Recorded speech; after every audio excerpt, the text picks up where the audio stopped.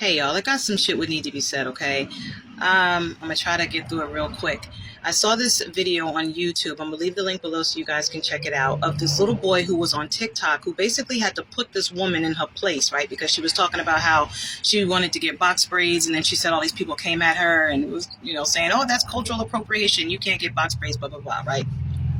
Which I don't care who gets what, right? But, So this little boy, he decided to school the lady on why it was cultural appropriation and things in that. He was like, well, you guys only like things because it's trendy or it's a fad or, when it's popular, when this is actually a culture. It's a way of life for some people. And he further proved this point by showing this Asian woman that came on, and she was like, oh, I have cornrows, but I have a job interview coming up, so I need to take them out.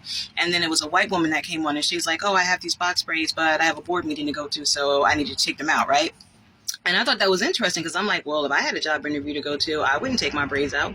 If I had a board meeting to go to, I wouldn't take my braids out either.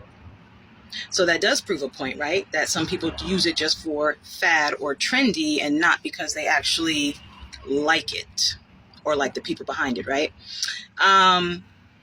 It also made me think about Ye, right? Formerly known as Kanye West, when he made the comments about slavery being a choice of 400 years, right?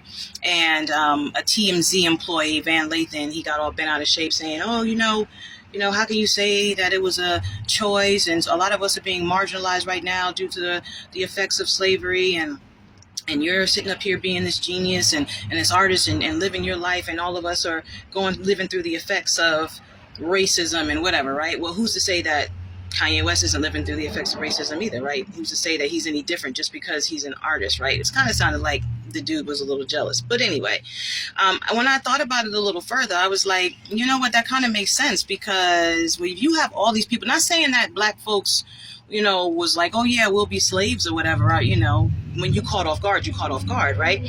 But for 400 years, when it's a lot of people, you know what I mean? Basically, it's like you meet force with force, right? Basically, it kind of was, he was sounding like he was trying to say y'all was a little too soft. You know what I'm saying?